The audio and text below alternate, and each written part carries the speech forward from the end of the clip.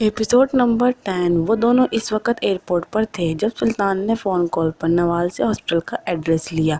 2.5 घंटे का ट्रैवल करने के बाद वो लोग हॉस्पिटल पहुंचते हैं। हॉस्पिटल के अंदर दाखिल होते हैं तो सामने नवाल को रोता देख दानियाल को वहीं पर छोड़कर सुल्तान साहब बड़े बड़े कदम उठाते नवाल के पास चले जाते हैं। वो जो क्रीमी कलर के सूट में मबलूज दुपट्टा नमाज की तरह बांधे बैठी थी कि सुल्तान मामू को देखते ही इसकी जान में जान आ गई। वो बेंच से उठते फौरन सुल्तान साहब के गले लगी। रोने से आंखें और गाल बिल्कुल लाल हो गए थे। क्या हुआ बेटा, क्यों रो रही हो? माँ बेगम तो ठीक है ना? माँ सुल्तान ने फिक्रमंदी से पूछा। इस मंजर को देख दानियाल की आंखों में गुस्सा उतर आया। अपने हाथों की उंगलियों को भींचते इसने अपने गुस्से पर जब्त किया और आहिस्ता आहिस्ता कदम उठाता इनके पास पहुंचा। बाबा, हमें दादी की कंडीशन के बारे में डॉक्टर से डिस्कस करना होगा। आगे बढ़कर दानियाल ने बाप के कंधे पर हाथ रखते हुए कहा।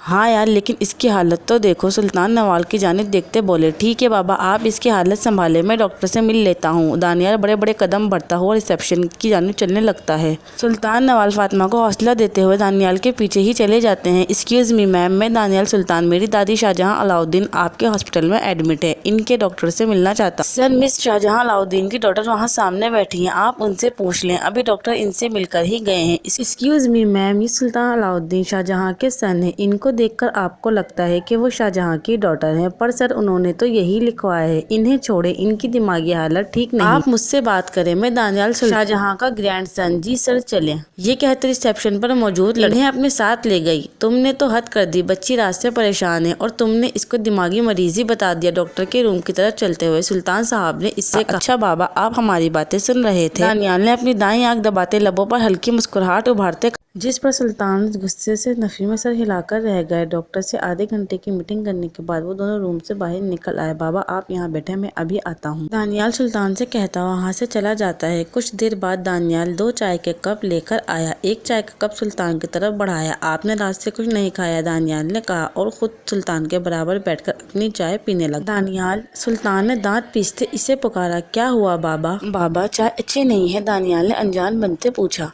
बेटा चाय अच्छी है मगर ये हरकत अच्छी नहीं। सुल्तान नवाल की जानिब देखते हुए कहते हैं। ये तो रात से यहाँ पर ही है, क्या इसने चाय नहीं पी? दानियाल नवाल की तरफ इशारा करते कहता है। तुम्हें लगता है इसकी हालत देखकर? बाबा इसकी हालत तो ठीक है, पर लगता है कि इसको चाय नहीं मिली तो आपकी हालत खराब हो जाएगी। मैं अभी चाय लेकर आता हूँ। नवाल, तुम दानियाल की बात का बुरा नहीं मानना, इसकी आदत है फजूल बोलने की। जी मामू, मुझे दानियाल भाई की कोई बात बुरी नहीं लगती। आप मुझे ये बताएं डॉक्टर ने क्या कहा? ठीक तो हो जाएंगी ना? हाँ बेटा वो ठीक है, तुम परेशान मत हो। ये लो तुम पहले चाय पियो, बाद में बात करते हैं। नहीं मामू, ये लो तुम्हारी चाय, तुमको कुछ हो ना हो, इनकी शुगर गिर जाएगी। दानियाल चाय का कप इसके जानिब बढ़ाते हुए कहता है, जिसे वो कुछ भी कहे बगैर थाम लेती है। अब जो बात करनी है घर हम चलकर करेंगे। क्या मामू डिस्चार्ज हो गई है? नहीं, रात का खाना खाकर चलेंगे। दानियाल ने कॉफी का एक सिप लेते हुए कहा। नवाल ने अपने मामू की जानिब देखा। यार अब तुम चुप करो, तुम चाय पियो बेटा, अभी नानी कुछ दिन हॉस्पिटल में ही रहेंगी। अच्छा मामू, फिर मैं यहाँ नानी के पास हॉस्पिटल में रुक जाऊँ? तो ठीक है बेटा, पर घर चलकर थोड़ा आराम कर लो, रोकर बुरा हाल हो गया है। नहीं मामू मैं ठीक हूँ, तुम तो ठीक हो और तुम्हारी हालत देखकर इनकी हालत खराब हो जाएगी, इसलिए प्लीज जिद मत करो और जाओ। दानियाल इनके इस ड्रामे से तंग आ चुका था। हाँ हम चलते हैं, अभी दानियाल है, हम बाद में आ जाएंगे। कुछ मसला हो तो मुझे कॉल कर देना। सुल्तान और दानियाल बेंच पर बैठे थे जब सुल्तान साहब ने इससे कहा। जी बाबा मैं कर दूंगा, दानियाल ने इनकी बात का जवाब दिया। नवाल भी थोड़ा सा आराम कर लेगी। सुल्तान साहब ने कहा। जी बाबा, इसको तो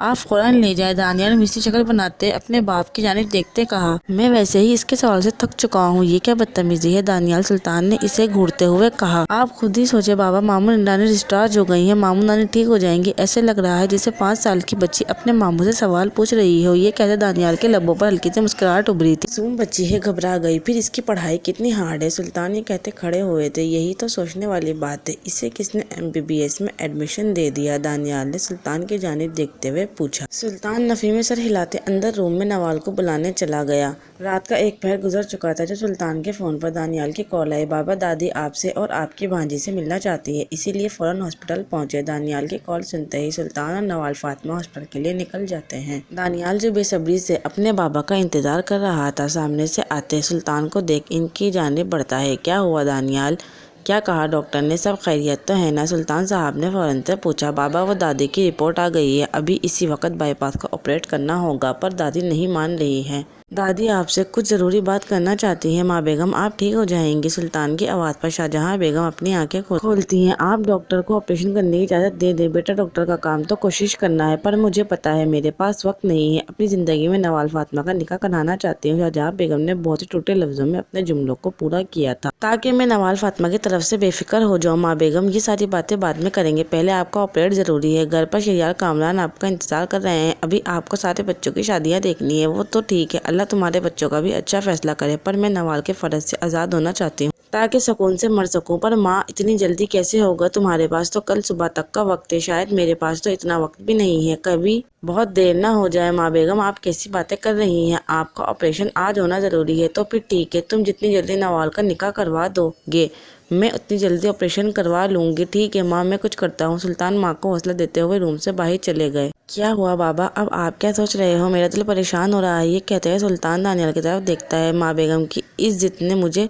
परेशान कर दिया है। अब मैं इस वक्त नवाल का निकाह किससे करवाऊँ? तो इसमें फ़िक्र करने की क्या बात है बाबा, वो पिछले 3 साल से कनाडा में है। हो सकता है किसी को पसंद करती हो। दानियाल की इस बात पर सुल्तान गुस्से से इसकी जानिब देखता है। अच्छा ठीक है बाबा, अगर ये नहीं तो हो सकता है इससे कोई लड़का पसंद करता हो। आप पूछे तो सही, अगर ऐसा कुछ ना हुआ तो क्या तुम इससे निकाह कर लोगे? बाबा आप कैसी बातें कर रहे हैं? वो पिछले 4 साल से लड़कों के साथ पढ़ रही है। अच्छा तो फिर 6 साल से ऑफिस में हज़ारों लड़कियों के साथ काम कर रहे हो। तुमने कितनी पसंद की? बाबा बात पसंद की नहीं है, मैंने अभी इस बारे में सोचा नहीं। तो ठीक है बेटा, कल सुबह तक का वक्त है, सोच लो तुम। पर एक बात याद रखना, वो जो जिंदगी और मौत से लड़ रही है वो माँ है मेरी। अब ये तुम्हारी मर्जी है कि कल सुबह मैं अपनी माँ के सामने शर्मिंदा हूँ या फिर सुरखुरू। बाबा आप ये अच्छा नहीं कर रहे। कहते हुए दानियाल पढ़ता है। जब नवाल कमरे से बाहर आई, मामू आपको नानी अंदर बुला रही हैं। हाँ बेटा, तुम्हारी नानी ने मुझे मुश्किल में डाल दिया है। मामू आप मेरी वजह से परेशान ना हो, आप जिससे कहेंगे मैं उसी से निकाह कर लूंगी। अभी नानी का ठीक होना जरूरी है। नवाल फातिमा मामू का हाथ पकड़कर कमरे में ले जाती है। मैडम ने हमारी सारी बात सुन ली और डिटाई तो देखो, ये जानते हुए कि मुझे इसमें इंटरेस्ट नहीं, फिर भी निकाह के लिए तैयार। फजर की अजानों का वक्त हो रहा था जब सुल्तान दानियाल से आकर पूछता है, दानियाल तो क्या सोचा बाबा, आपने मुझे किस परेशानी में डाल दिया है? आप तो अपनी माँ के सामने सुरखरू हो जाएंगे, पर मैं अपनी माँ के सामने शर्मिंदा हो जाऊंगा। जिंदगी के 25 साल में पहली मरतबा मेरी माँ ने मुझे आपके साथ भेजा है। ठीक है बेटा, तुम अपनी माँ के सामने शर्मिंदा मत होना, मैं अपनी माँ के लिए दुआ करूंगा। कल सुबह सुल्तान हॉस्पिटल में माँ की तबीयत देखकर सुल्तान परेशान थे। वहीं दानियाल का दूर दूर तक कुछ पता नहीं था। वहीं डॉक्टर की आवाज़ सुल्तान को और परेशान कर देती। सर आप हमारी बात नहीं मान रहे, ऑपरेशन में इतनी देर क्यों कर रहे हैं? जब अचानक दानियाल की आवाज़ पर सुल्तान की जान में जान आ जाती है। डॉक्टर आप ऑपरेशन की तैयारी करें, मेरी दादी का आज ही ऑपरेशन होगा। ठीक है मिस्टर दानियाल, 1 घंटे बाद आपकी दादी को ऑपरेशन थिएटर में ले जाएंगे। मिस्टर दानियाल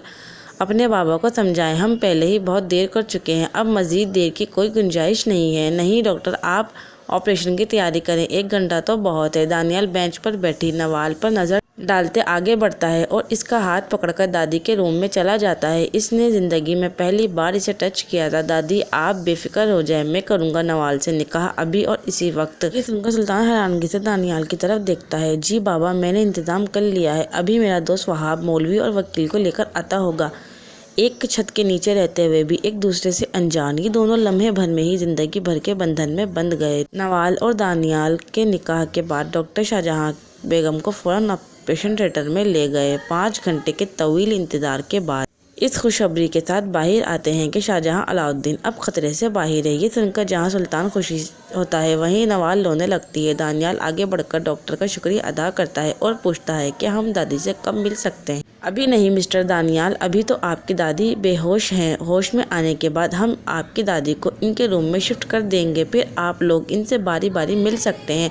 और हाँ मिस्टर दानियाल, एक बात का ख्याल रखिएगा, इनसे मिलते वक्त ना आप में से कोई उदास होगा और ना ही रोएगा। ये सुनकर दानियाल नवाल फातिमा की तरफ देखने लगता है। ओके डॉक्टर, मैं इस बात का ख्याल रखूंगा कि रोने वाले लोगों को मैं अपनी दादी से दूर रखूंगा। इस छोटी सी गुफ्तगू के बाद डॉक्टर वहाँ से चले जाते हैं। वो दोनों अभी हॉस्पिटल के कैफे एरिया में बैठे थे जब सुल्तान साहब दानियाल से मुखातिब होते बोले, नवाल फातिमा कॉम्प्लेक्स चाइल्ड है, छोटी छोटी बातों को दिल पर लगा लेती है और फिर किसी से अपनी प्रॉब्लम शेयर भी नहीं करती। शायद वक्त ने इसे इतनी मोहलत ही नहीं दी, क्योंकि जब ये बहुत छोटी थी तो किस्मत ने इससे इसकी माँ को छीन लिया था। बदकिस्मती से घर में भी किसी का रवैया नवाल के साथ ठीक नहीं रहा, इसीलिए छोटी छोटी बातों पर रोने लगती है। और अपनी खुशी का इजहार भी रोकर ही करती है। पर आप ये सब मुझे क्यों बता रहे हैं? दानियाल, जो रमाल के रोने से तंग आकर हॉस्पिटल की बालकनी में आकर खड़ा हो गया था। अरे यार, तुम मेरी बात का मतलब नहीं समझे थे तो बाबा आप ही समझा दें। आप क्या बोलना चाह रहे हैं बेटा? जानी, बस मैं आपको इतना समझाना चाहता हूँ कि नवाल जिससे मोहब्बत करती है तो पूरे दिल से करती है। ओके बाबा, मैं खाने के लिए कुछ लेकर आता हूँ, क्योंकि खाली पेट मेरे आपकी कोई बात समझ नहीं आ रही। आज 8 दिन बाद शाहजहां बेगम की छुट्टी हो गई थी और सब खुशी खुशी इन्हें लेकर घर जा रहे थे। घर पहुंचकर सुल्तान नवाल से कहता है, जाओ बेटा, अच्छी सी चाय बनाकर ले आओ, हम बहुत थक गए हैं। तुम्हारी हाथ की चाय पियेंगे तो फ्रेश हो जाएंगे। जी मामू। ओके बाबा, मैं अपने कमरे में कुछ देर आराम करूँगा तो फ्रेश हो जाऊँगा। मतलब तुम इतनी अच्छी चाय छोड़कर सोने जा रहे हो? बाबा, क्योंकि मैं सिर्फ अपनी माँ की हाथ की चाय पीता हूँ, जिसके लिए मुझे इन्हें बताना नहीं पड़ता, बल्कि वो मुझे देखकर खुद ही समझ जाती हैं कि मुझे चाय लेनी है या नहीं। ये कहता दानियाल नवाल पर एक कड़ी नज़र डालता अपने कमरे में चला जाता है। दानियाल के जाने के बाद सुल्तान खड़े होकर नवाल के सर पर हाथ रखते हुए कहते हैं, क्या सोच रही हो बेटा? ये तो गधा है, इसे क्या पता तुम्हारे हाथ की चाय का। थोड़ा वक्त दो इसे, बस ये समझ लो अलाउद्दीन के घर का शहजादा खुदा ने तुम्हारी झोली में डाल दिया है। तुम तो किस्मत वाली हो और तुम्हें देखकर दुनिया कहा करेगी कि किस्मत बदलना इसे कहते हैं। बस तुम दुआ करो ऊपर वाले से कि ये गधा दिल से राज़ी हो जाए, फिर हमें और तुम्हें कुछ करने की ज़रूरत ही नहीं। पर मामू, परवर छोड़ो बेटा, अपने मामू को एक अच्छी सी चाय पिला दो। सुल्तान के कहते ही नवाल सारी सोचों को एक अंधेरे कुएं में फेंकते मुस्कुराते हुए किचन की जानिब बढ़ जाती है। Like, comment and share, subscribe my channel please.